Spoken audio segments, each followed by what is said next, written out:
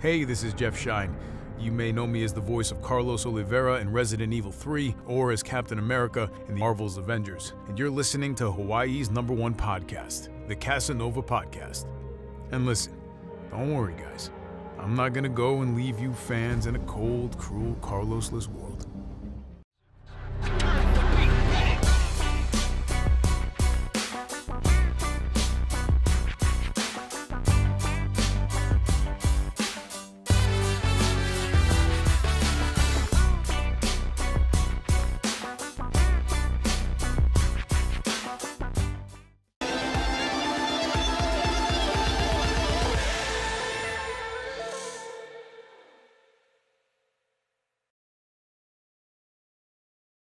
All right, and welcome everyone to another episode of Hawaii's #1 podcast and the #1 podcast in Pacific, the Kasanova podcast. I'm your host, Mekel Kasanova, and I have a very, very special guest today. I'm so honored and privileged to have the one, the only, Ben Fiquet on the show. Ben is the CEO of Lizardcube. He worked on Streets of Rage 4.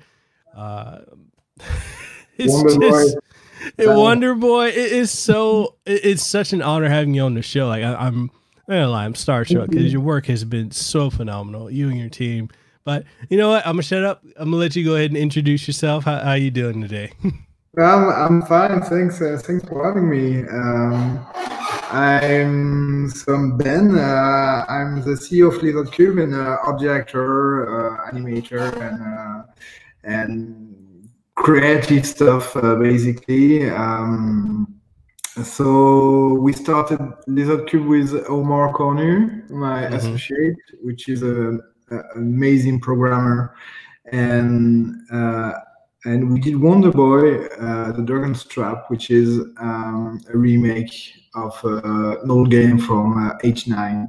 It's super good too. This was one of the best games of the Master System, and Omar is a massive Master System nerd. He developed an emulator back in the 90s, and he wanted absolutely to make a remake of this Marvel's game. So we started by luck, really. We had the chance to know the creator of Wonder Boy, and he gave us his blessing. And from then onward, we started developing a prototype, which we only did on our spare time, and it eventually got good and showable to publishers. So we had a match with Dotemu, which is a publisher of Wonder Boy and Streets of Rage as well. And from then we had the studio, basically. We didn't mean to really make a studio, but we didn't have a choice, really, because you need a proper functional structure to be able to do business. And after that, I wanted to. Wonder Boy was a good success, both critically and in terms of sales. So I was wondering what we could do after that, and I was focused on the license I loved when I was a kid, and I was a Sega kid. And Street of Rage was definitely in my mind because it was one of the best games I had, and it was a lost franchise. It hasn't been seen in 25 years, and a lot of fans are out there, and they wanted something, a follow-up or anything, really. And so with Dotemu, we made a little presentation that we sent to Sega. And the good thing is, since Wonder Boy was a pretty good success, we had the ear of Sega, which is actually a very good start with Japanese people because they don't give their trust easily. So we provided a good blueprint of what we thought about respecting the license and going forward with the legacy. So and with that in mind, we had some back and forth with the Japanese headquarters.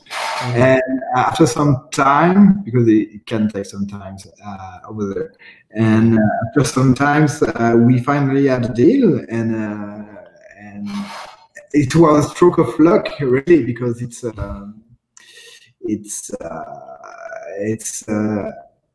I mean, you know, having like a small studios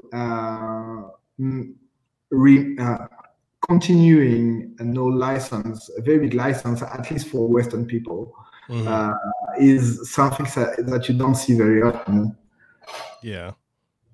So yeah, we made the game and we released it in the 30th of April, 2020, and to a massive success, which is always good.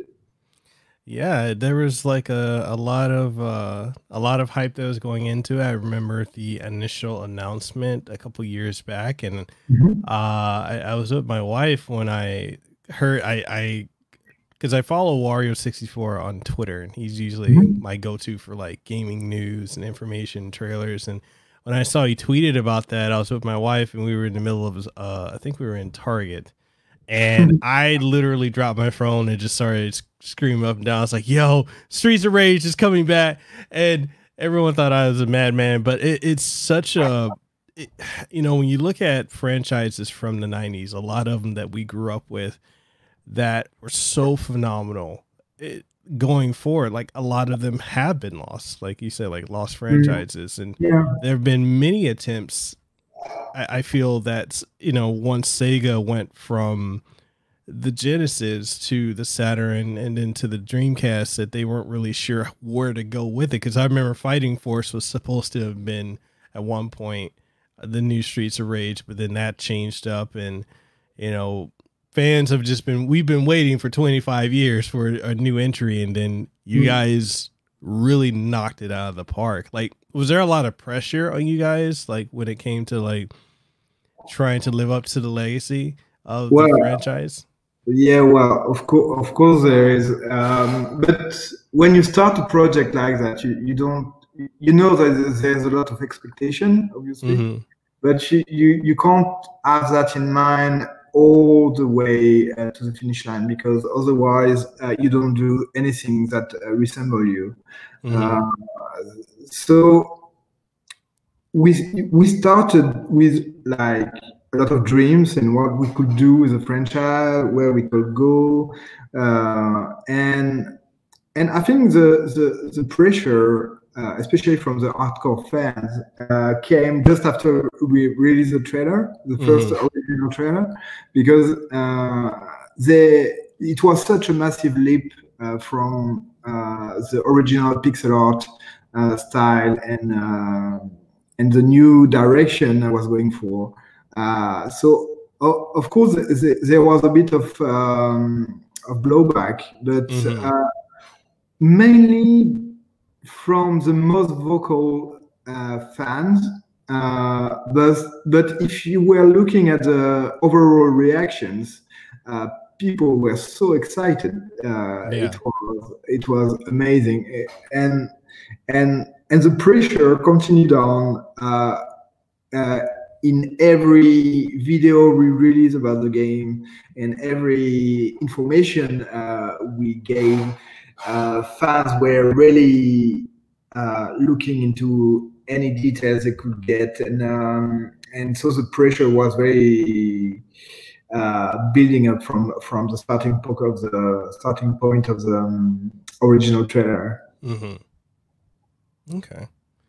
And you know, like when going with the art style, like it's so fluid. Like I don't think I've seen anything run as fluidly smooth as Streets of Rage 4 in that art style. And Were there a lot of carryovers as far as like deciding how you want to present it, from Wonder Boy to going into Streets of Rage? I don't really understand the question. Oh, when it came to like the how you want to present the art style, like going from the original pixelization of the characters to a hand draw aesthetic, like was that a carryover? Because you guys did this very similar technique with. Yeah. Well, this was not a really huge difficult thing for me to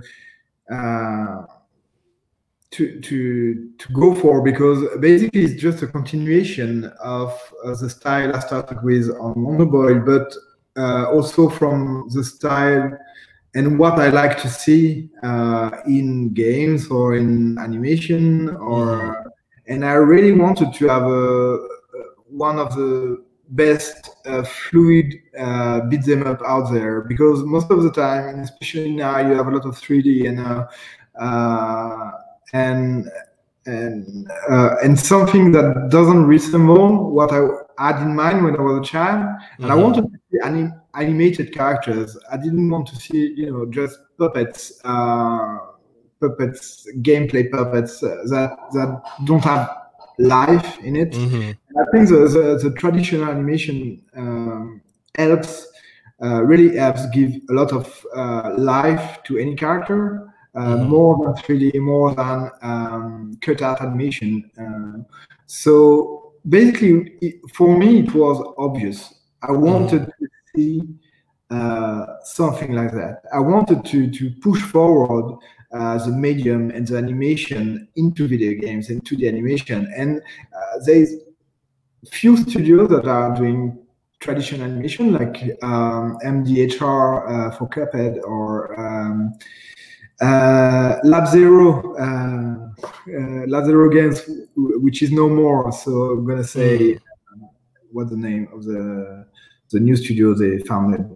But anyway, the artists behind Skullgirls and Indivisibles,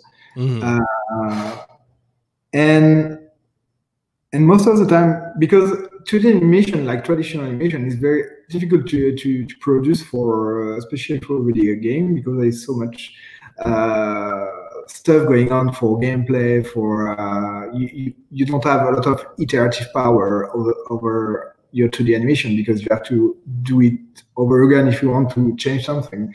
So yeah, I was quite. It was quite obvious for me, really, to go forward, to push that style, and to have the lines really visible. Like I don't want to have like texture and painted characters. Like, for example, what are doing the Japanese of fucking hell. The games beat them up in 2D. Dragon's Crown. Oh yeah, yes, Dragon's Crown. Yeah, yes. Dragon's Crown. Don't remember the name of the studio. My bad. Is it Vanilla? VanillaWare. Yeah. And the amazing people of VanillaWare. And I didn't want to have that. I really wanted to have the line of the drawing pop. So it makes the whole thing more readable. But yeah. Okay. And with the gameplay style of Streets of Rage 4, the battle system that you guys decided to go up on, it's very much more Streets of Rage 2 than 3, but there's so many improvements with the juggle combat physics, the combo system being as deep as it is. Like, what made you decide to use Streets of Rage 2, if you did, as a basis for 4 instead of 3? Well, the most thing, and you have to consider that all the game design and gameplay programming is made by Guard Crush and Dotemu, which is because the game is a collaboration between Lizardcube, did the art and creative general direction, and Guard Crush programming, and Dotemu, which is doing the game design and overall publishing of the game. But the whole team basically wanted Street of Rage 2 as a blueprint, because this is actually the most balanced game of the three. And this is something people refer to when they consider Street of Rage as a franchise. They refer to the number 2, Street of Rage 2, because this is considered the best game. And even if the third one had a lot of interesting gameplay improvement happening, it was a bit too much. It was deemed a bit too much by the team and the game designer, because at the end, Street of Rage 4 is a mix in terms of gameplay and speed between the number 2 and number 3, I think, and more of that with the combo system and the juggles and everything. But yeah, basically the Street of Rage 2 was the definitive blueprint, and this is the most known game of the three. Okay. And jumping over to Wonder Boy, sorry, jumping over to Wonder Boy, with how successful Dragon's Trap was, have you guys considered or thought about working on either another entry within the Wonder Boy franchise, or have you thought of is there another Sega intellectual property you'd love to work on, like Golden Axe or Outrun? Yeah, well, yeah, of course there is, but at some point, I think, if I'm not, Sega bastard child that are remaking all their old license, and I want to do something else and to tackle new stuff. I would have loved to do Golden Axe 4 or a lot of Sega franchise from back in the day, but honestly, if I was to do another license, I think it would be quite complicated for the people to understand that I only do Sega licenses. And even if the Sega has been really great from the start, from Wonder Boy and Street of Rage 4, I think they also want to have their hand on their own license at some point, because they've seen the massive success of the two games. For me, I would, if I was doing another license, I would try to tackle another company. But the path I'm going for now is I'm going to try to make a proper new IP, which implies a lot more than just basing your work on previous work. But I'm going to try to develop things and see how it goes, really. Okay. So one of the other questions that I had for you, I wanted to dive into the creation of Lizardcube. How did that come about? Well, as I said, we started Wonder Boy on our spare time, and at some point we needed the legal structure and we really didn't want to have a company, because we knew the hassle it would mean for us. and I'm still, fighting with administrative stuff. And but this is a price to pay, to have a proper business. And I'm really quite happy with the result because the company is quite striving. Okay. And with the current pandemic that's going on, how has that impacted your work or workflow, and has it negatively impacted Lizardcube? No, not really, because we are not. Basically, Omar is working from home. He's not working at the studio, and we are two people. We were two people at Lizardcube for Street of Rage 4. I did the art direction, character art, and animation, and Julian Liu did all the backgrounds. So basically, it was only two people, and we managed to finish the game, at least all the art, just before the quarantine. So we had the chance. We had the chance to only have to work on marketing stuff, and from March to April 30th.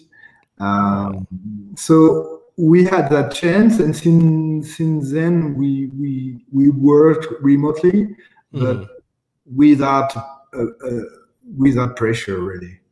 Oh, okay. But we started back in June in France. They reopened in June, and we're working at the studio now. Oh, okay. So you guys are open over there. Okay. Yeah. We have that chance, and it's better. Awesome. And diving into your background, like what got you into gaming? Like, what was that definitive gaming moment for you that like solidified this is something you're passionate about going forward? You mean as a kid, or yeah, as a kid? Yeah. That just stuck with you. I think, the Mega Drive, the Genesis for the US listeners, was my biggest, my favorite console, because I had so many different things. Like you could have cute things like Sonic, but you could also have like Golden Axe, Street of Rage, Aladdin, a Swarm Gym, a lot of stuff, and I really was attracted to animated games like Aladdin, a Swarm Gym, Cool Spot, Quackshot. Most of the time I was looking for that kind of game, and I stopped gaming during my teenagehood. Because I was more occupied with trying to flirt and drink. So after that, I started doing art school, and I had different kind of dreams throughout the years. Like I wanted to be a comic artist. I wanted to be an animator for big companies. I wanted to, and strangely, the first job I had was in a studio called Mekel, which is a video game studio, and we made Soul Bubbles, which is a DS game, Nintendo DS game, with Omar actually. And this is where we met with Omar. And I was art directing in the game, and he was the main programmer. And this was quite simple and quite a good game, frankly. And so after that, I went back to animation because I wanted to try to be, in the animation business. And came back to comics because I wanted to have my own comics. So I did that as well.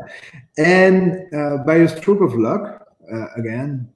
We reconnected with Omar in 2015, and we started developing Wonder Boy, and I'm quite happy with the result. You know, both in terms of business and my personal growth as an artist and recognition among peers. Okay. And as far as like diving into getting into art, like at what point was that something you've always done from your youth up to now, art and design, or was it something you kind of dove into and just had a passion for? Yeah, no, well, I was drawing since I was a kid. I did an art school after high school, and this is all I wanted to do, really. I've always been into art and drawing. Okay. And as far as like creating, I know you mentioned that you'd like to create your own intellectual property. What genre, if you were to create one, would it be action adventure, platformer, beat 'em up? Well, I'd like to tackle many genres. I'd like to we have a lot of ideas coming in, and we're gonna try different stuff. I'm gonna try to do that quickly and see if something goes out of it. But mainly, I want it to be animated, and I want it to be instant gaming. You know, the games I like are the games that you start and you can play right away, and there's no too much of story, too much of background that you have to get into, and too much gameplay mechanics that you have to learn, and you have to understand 20 buttons before you can play. So I just started Aegis from Supergiant, which is an amazing game, and I really like that kind of games. You know, like Nuclear Throne or Dead Cell, or even Overwatch, which is a kind of a different game. But Overwatch is very instant gaming. You know, you start a game, you play for 30 minutes, and you're done. Which is my kind of stuff. I don't want to listen to a bad written story for an hour and just 10 minutes of gameplay, and that's not my kind of stuff. No, I agree. I struggle at times dealing with a lot of the games that are modern these days because, you know, like I'm used to just the games from yesteryear where you could just put them in and you could just start playing.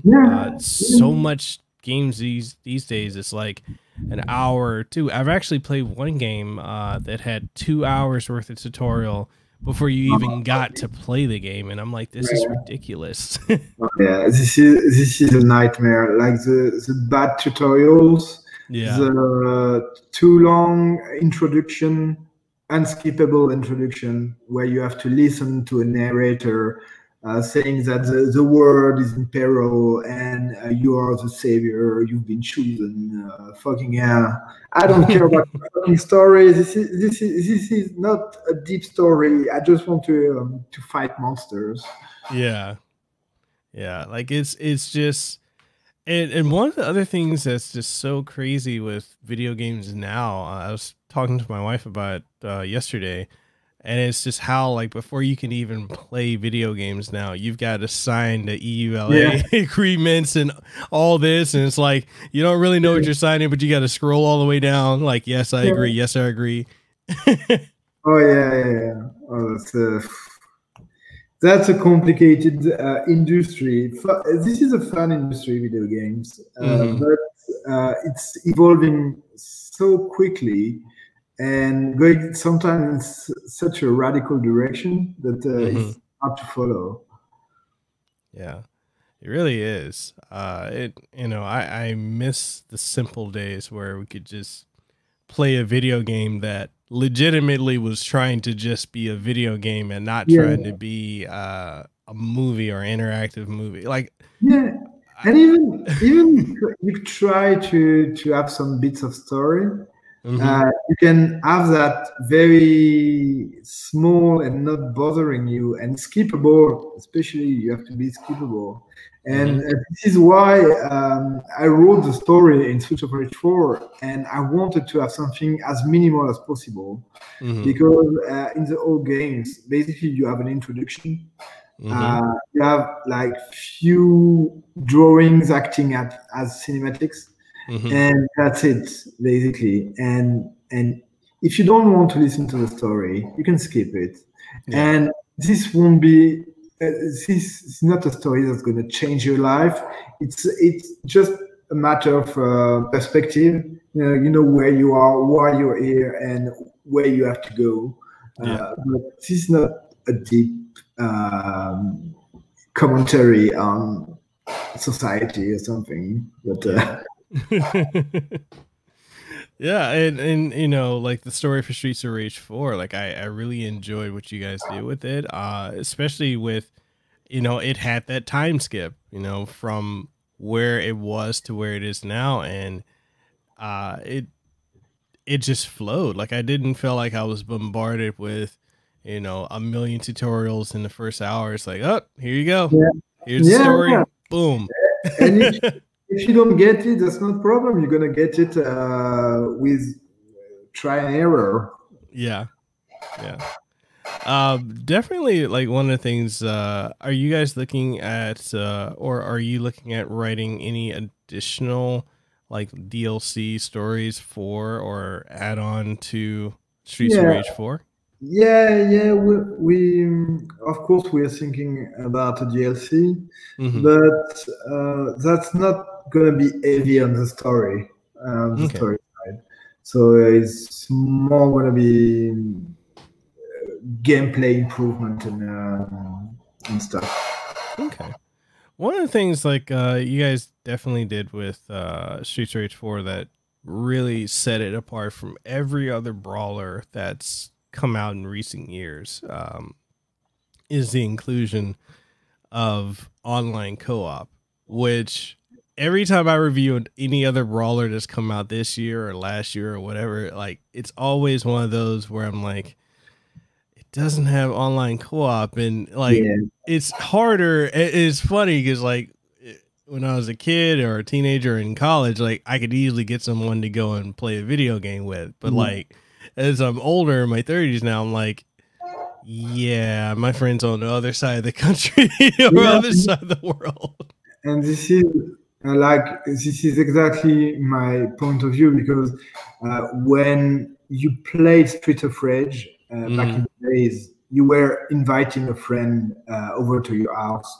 And with the world as it is now, you don't want to go to a friend's place to play a game. You just want to log in and play on your favorite machine. And so it was mandatory for me that we had online co-op, because you have to reproduce that experience that you had as a child and try to have it in a proper 2020 game.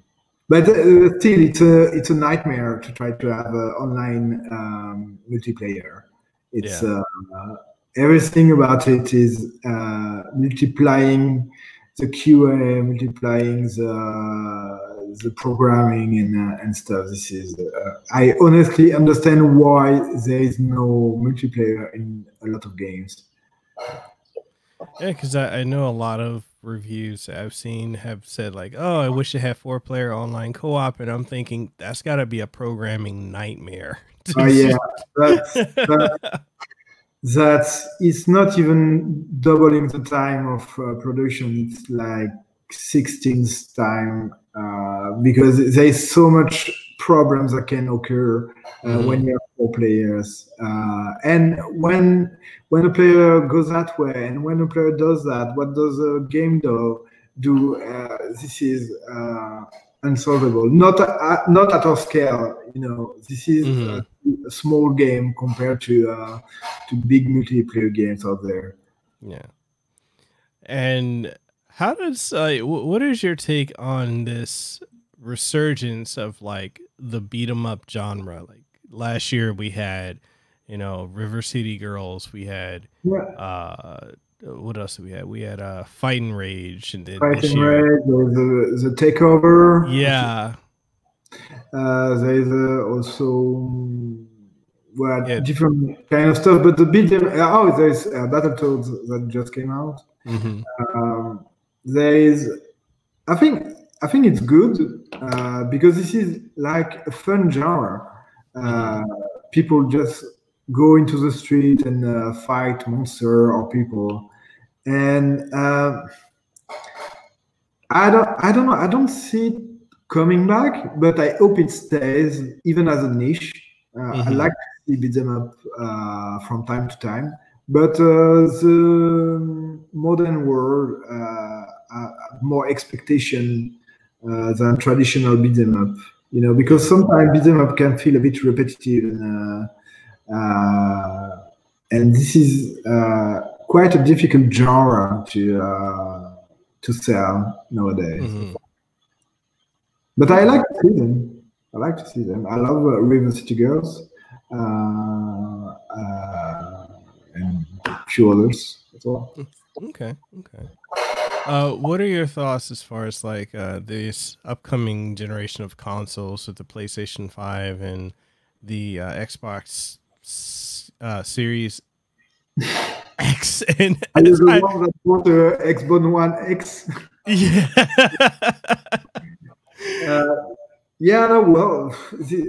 Honestly, that's just new machines, and that's not going to change anything for me, especially because I'm making 2D games. So if your PS3 can play 2D games, I think your PS5 can as well. And I like to see the new stuff and the new machines, but that's not going to change what's inside the games, and I just hope to have to be able to play fun games on whichever platform I want. Really, is there one that you're leaning towards one over the other, or are you more of a PC gamer? I'm more of a PC gamer myself, and I have a Nintendo Switch at home. I never owned either a PlayStation or an Xbox. But I have to say, if I have to choose, it's going to be PS5, obviously. Just because of the fuck-up name of the Xbox series. My ass, And, I think there is more fun games on the PS5 and more... I like the fact that there is a SSD as a hard drive. Because I like to have my game load quickly, but I have that on PC. What can I say? No, I think it's good. But the Xbox, they have a huge incentive with the Game Pass, which is actually quite a good service. I hope it doesn't ruin the small indie developers, because there's going to be a lot of people playing it as a service and not as a full price game. But this is actually quite a good incentive from Microsoft.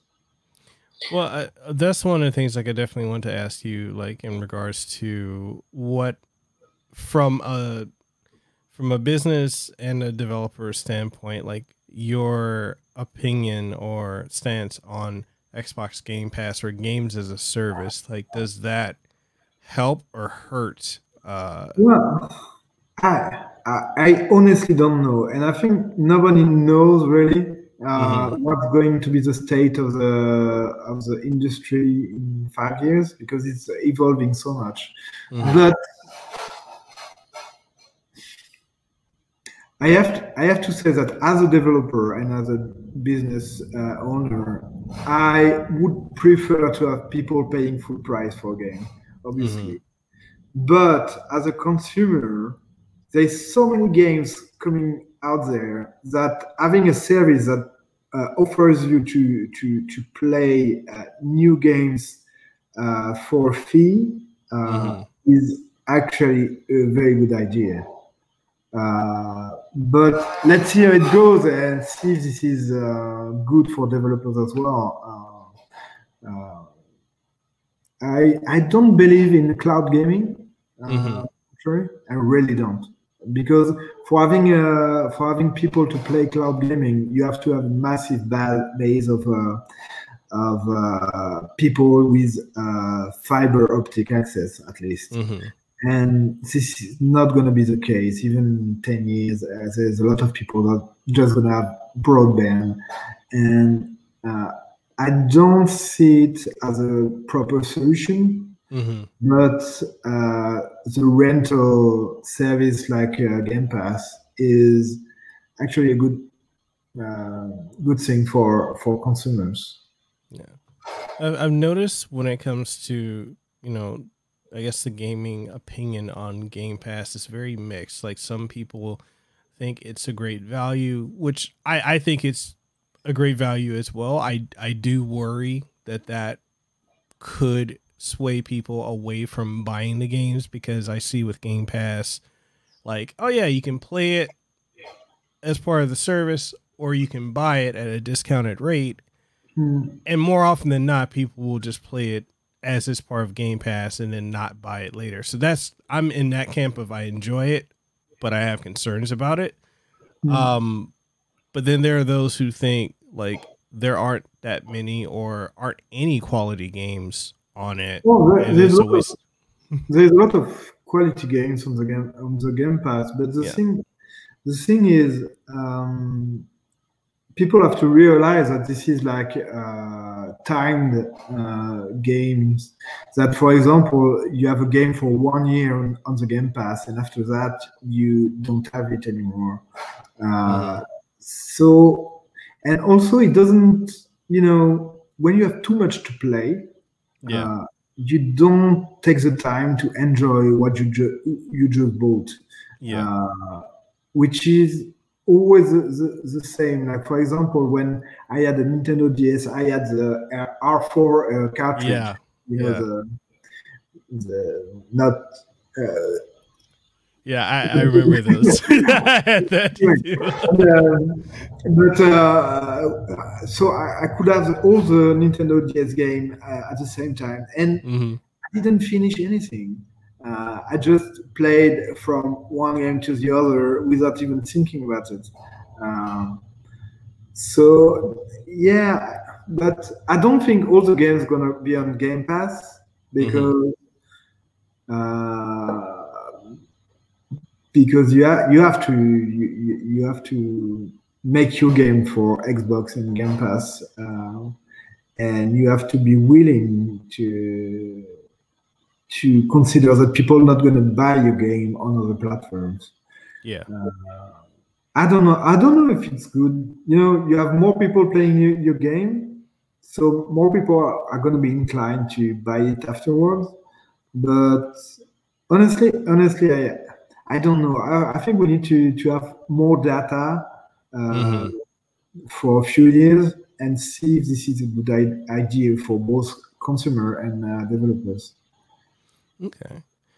Like, one of the things I know, because I used to work for Microsoft for years.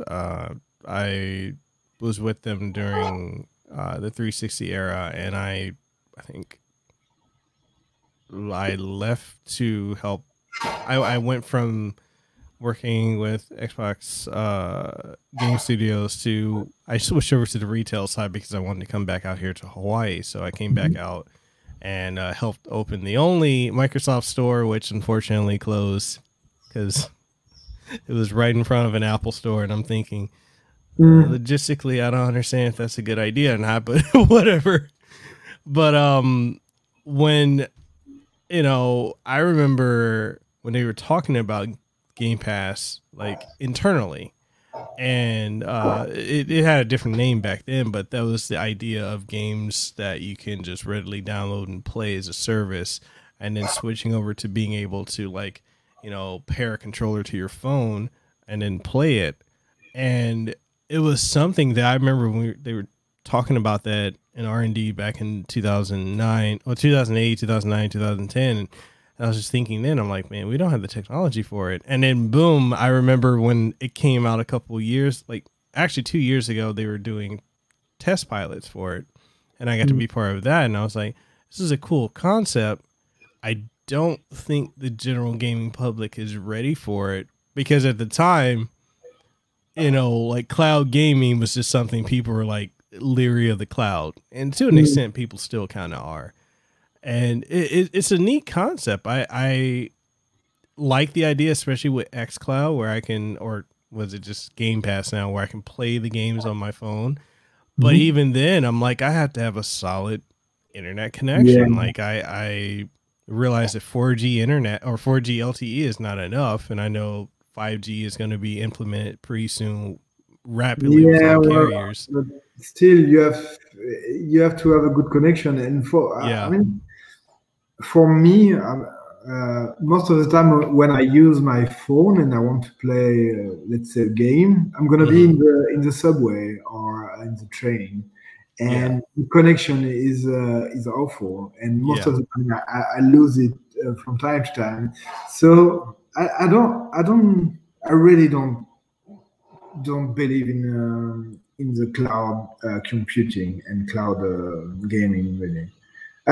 Maybe downloading the game can be a solution, but you have to make game for Xbox which are downloadable on an Android device or iPhone, which is unsolvable at the moment. Yeah, like it had to be similar to like Apple's Arcade, where you're literally downloading the game and being able to play it. I don't see it like it's an. I can see it as a nice novelty feature, but like if that's the full direction they're going, I'm like, I don't know about that. I kind of feel like that's probably why they haven't released like a portable console, because they're like, we could just do that. But it's neat. I'll say that it is neat, but it's not going to be the way I'm going to actually be playing the game fully all the time. So yeah, I don't know. Yeah, I don't know, because they have a good. You're talking about a portable console. They have a good. They make good product like Surface, the Surface machines, or even the new phone, that the Surface Duo. This is like good stuff, but they're always lacking the software behind. And this is a problem. And if they wanted to make a proper gaming machine, like a portable console, they would need games specially developed for that. And this is not their strength, really. Maybe more since they're buying a lot of companies now. But let's see how it goes, because they are still outsiders, Microsoft, in the gaming scope. When you see the number on Xbox compared to PS4 or Switch or PC, this is like 7 times less than any other platform. So it seems like the main way that they're competing is just having to buy these studios. Like, I admit I was shocked that they bought Bethesda. That's not something I saw that they would do, but it does address the constant complaint that Xbox has no games, even though it does, but people, they don't, I guess the quality is not to the PlayStation experience. And then with the games going to PC, it's like, there's a question, a lot of people rightfully have pose is like, why buy an Xbox if I have a gaming PC? If all the games on Xbox are going straight to it, I can just get Game Pass and get it that way. So it's like, it's interesting marketing because I'm like, do you want people to buy your console or do you just want to sell a service? Which I don't know. Yeah. I don't know. I think they have a huge marketing problem. You don't really know what they're doing and for who they are doing it. Yeah. This is a shame because I think at the core they have like good stuff, but this is ruined by some marketing. I don't know, shit. I know PlayStation is with the PlayStation 5, they're going to be releasing a service very similar to Game Pass, but it seems like it's only going to cater to their first party games that have previously come out. And the difference is like with that, even, well, not really, the difference is similar. You can still download the games and play it, like PlayStation 4 games, and I think some PlayStation 3 and PlayStation 2. And it's cool if you buy the consoles and you don't have a game and you've got PlayStation Plus, you've got something to play. But yeah, like I think PlayStation Now has definitely shown that cloud gaming is not really there. Because even for me, I've got a 1 gig internet service and it still struggles with that. Yeah. So, That's the same. Even at my studio, we have like the most stable fiber connection you can think of. Like it's 1 gigabyte per second all the time. And when we tried Stadia at some point, it was lagging. You know, this is not a small company. This is like the Google servers. So it should be a pretty good start for cloud gaming. But so I don't think there's going to be a lot of adoption of the servers. Yeah. What direction do you see the gaming industry heading? Because it is rapidly evolving. Do you see that, or do you think that we're potentially going to go towards a all digital future, like where I guess physical media is going to die off, or do you think there's always going to be physical media? No, I think there's always going to be retail, physical games, but that's going to become more and more niche because it's so easy to download a game. It's just a matter of being able to play quickly, and sometimes you don't even want to have a box of a game that you're going to play just for a bit and forget about it. So yeah, and you see the numbers. We have more and more downloads and more digital games and retail games, and overall it's good because I mean for developers because you earn more money from a digital sale than a retail one. But I don't know. It's up to people if they want to buy proper physical games. There always going to be someone to offer it. Like I'm thinking limited run, but there's other companies that are doing that, and yeah, but maybe there's going to be like the vinyl for music.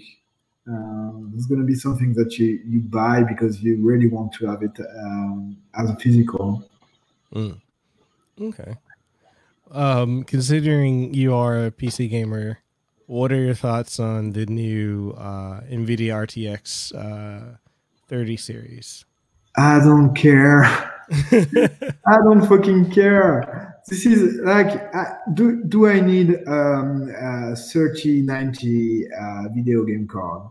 No, I don't. I always buy the previous generation because this is honestly more than enough to play any game, to play any games that has been released recently. And this is, I won't be crying over the fact that some hardcore gamers don't have their RTX 390. This is, I mean, if they wanted more from NVIDIA, they would have need to complain to NVIDIA because they let the scalpers do the job. And this is... yeah, you're gonna play the games at some point. You're gonna have your card at some point. Just wait a bit. Yeah, it's one of the things that I just kind of find interesting, and I was shocked to see that they introduced the 30 series card so soon. I was like, didn't we just get the 20 series like a year and a half ago? Yeah. And at that time, that was like the ultimate video game card that you could think of. It was like priced $800 or something. And now this is like $400 for 2060, I think, something like that.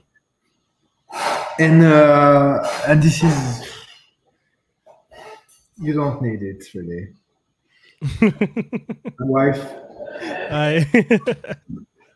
which is coming back from sports. Oh, no worries. Yeah, like I was really, like there's so many people. I've seen all these YouTubers and influencers are talking about how great the card is or promoting like you need it, and I'm looking at it. And I'm like, I have a 2080 Ti. I went from a 1080 to that. And I'm at a point now where I'm like, what is it that this 30 series can do that my 2080 can't? And I'm not seeing. You're not sure. Yeah. Nobody knows what it can do. You know that it can do ray tracing, but most of the game don't have ray tracing. And when it's lagging and it's not. But they want the newest stuff, and they want the newest. Good for them, but never be an early adopter because when you don't have problem, you pay a massive price for something that isn't really worth it. You don't need it. You don't need the latest stuff at the biggest price because you're just a consumer, an avid consumer. Yeah. But yeah, people are gonna be angry at me now. So winding down to the last couple of questions I have for you. What are some things that you like to do in your spare time when you're not working or working on development of a game? I do music with two friends of mine. We are like playing, like 40 something people. We're playing rock from the 90s. And I have a lot of time to spend with my kids because 2 kids at home is quite some work. I don't have other thing in my life than video gaming already, but you have a lot of you have love. Of course, you have love. Yeah. Are there any video games or anything you're looking forward to or currently playing that you're enjoying? Just started Hades, which is a good game. Always playing a bit of Overwatch and being a massive sucking at it because I suck at video games in general. What do I look forward to? I don't know really. I have to check what I have in my Steam wish list. Yeah, I know for me, like every time I get a game, because I review a lot of games alongside podcasting. I do video game journalism and game reviews, and a lot of people will tell me like, "Oh, you're doing the dream, like you're you're playing all these games. You get to play games all the time. I'm like, it's different when you're playing it for fun versus playing it for work. And it kind of goes back to what you were saying with, you know, like having the R4 card, because I was in the same boat. I had one, I had all the games, and I didn't complete anything. And like, it makes me think of that when I'm having to review all these games. Like currently by Friday, I have 15 games to finish and have a review up for. And it's you're not gonna enjoy any of them. No. You have to rush to the finish line. Yeah, it's like the people they think that like, oh, you're gonna like enjoy it a lot, and I'm like, it's a job, it's work. I love it, but when they're like, I tell them when I'm in my free time, a lot of times I don't play video games. I'll make music because I play guitar and violin. So sometimes I'll just play music. Yeah, you know, like something outside. What a smart thing. I used to play cello when I was a kid. I should start an orchestra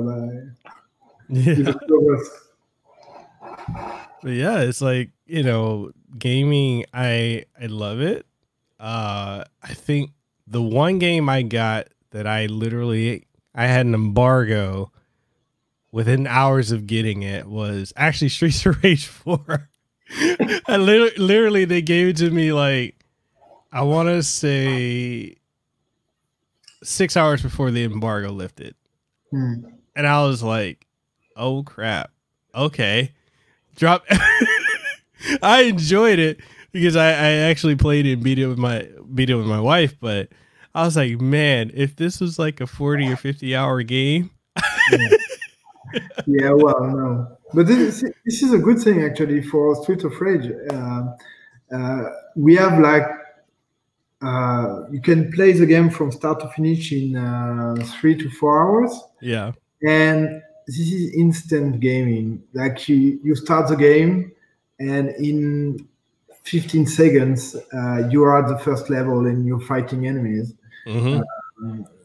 And after that, you can either put down the controller when you finish the game, or start another with another character or something. Yeah. But which is for me, this is a good thing for a game. Yeah, definitely. I mean, it was easy doing a review for it because one, I love Streets of Rage, I love beat 'em ups, and once I beat it, I was like, okay, I'm just going to brain dump everything I experienced, everything I enjoyed. It's all going in that review. I think I had my wife proofread it because I wrote it and I recorded it and I threw up both the video and the written review. And I was like, I'm good. And then people are like, oh, there's some typos. I'm like, I don't care. It's out. I don't care. Yeah. Is there any advice you would give to the audience that may be interested in getting into the gaming industry? Advice. I'm not in a position to give advice really. I started in the game industry quite recently, to be honest, and people, if they want to go into the game industry, they have to be aware that it's a lot of it's like every creation industry. It relies on passion, and sometimes it depends on passion of the people they make work from, and they have to realize this is work, and you have to separate your intimate life from intimate or private life from your work life, and from what you expect from it to be, and what it's ultimately going to be. But this is actually a very lively industry, and you have a lot of creative people, and a lot of people are cheering for the success of others, which is more than good in any creative industry.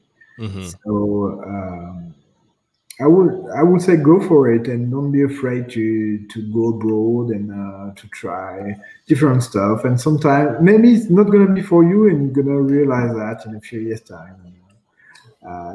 Just go with your guts and don't try too hard and don't try too hard. No, that's not a good advice. Try hard. I don't know. I don't know. Do your stuff. Be good. Be good to other people, and maybe you're gonna have something. Okay. Okay. Is there anything you'd like to leave the audience with before we go? Play Streets of Rage. Always. Actually, I lied. I have one final question for you. Yeah. Did you have fun in this show? Yeah. It was a nightmare. I'm sorry. No. I had fun. It was a good time. You see, we spent an hour and 4 minutes together, and I didn't see the time going by. Sure. Very good host. Thank you. Thank you. Where can people find you on social media, or plug any outlets that you're on and anything you're working on? Most of my social interaction are on Twitter. You can find me at Ben Fiquet, BenFiquet, and otherwise you can find me other part of the internet, but I'm not very there. Mostly. Okay. Yeah, I going back to what you were saying just briefly ago about being in the industry and separating a creative industry, separating personal and your work and passion. That is very critical advice. Like that is, especially for me as a content creator, as a independent journalist as well. I try to tell other content creators and people I know in the gaming industry, like it's okay to take a break from, and it's sometimes if you want to spend a lot of hours on your games, on your own stuff, and I don't really count my working hours, and sometimes I go back on the weekend just to finish stuff, but I will never ask that from my employees, because this is not their ultimately. I'm happy that they have a passion to finish the game we're working on, but they have other things to do with their life. Really, the game is still gonna be there, and to each their own, I think. But try, yeah. I don't know. I'm lost. I lost my train of thought. Really. No, I understand where you're going with that. That's no, you're very right. And with that being said, people, this is the episode. You'll be able to catch this if you're looking for it in video format. It is available on youtube.com/Mekel Kasanova as well. Exactly. Yeah. Everything you're seeing here. Everything is here. I actually have to update it. I had Amazon actually reached out to me a week ago to put my podcast on Amazon Music. I was actually surprised that because I didn't know that Amazon Music had podcasts, and they reached out. I didn't know they had a music part. Yeah. So they reached out, and I was in talks with them, and then next thing I know, within like 48 hours, boom, my podcast is there. So I have to update this because it's now on Amazon Music, Apple Podcasts, Google Podcasts, Spotify, Stitcher, TuneIn Radio, iHeartRadio, Pandora, and video format on YouTube, pre-recorded, sometimes live stream on Twitch, which is if it's streamed on Twitch, it's exclusive to Twitch initially for the first 24 hours. But yeah, you can catch it there. If you want to support the podcast, we have Patreon, patreon.com/Mekel Kasanova. It helps us keep going. Better equipment, better lighting. Well, lighting? No, lighting. See, I struggle sometimes because English is not my first language. A lot of people get tripped up when I say that. I'm like, yeah, English is not my first language. It's my second. Well, no, third language. But I try to mask it so that I don't sound. You have a better English than mine.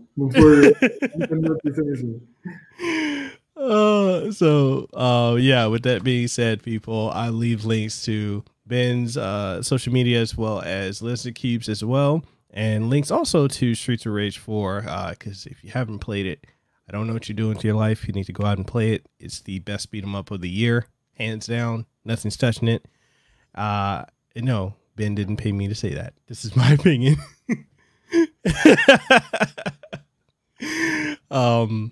It would. No. See, this is an interactive storytelling.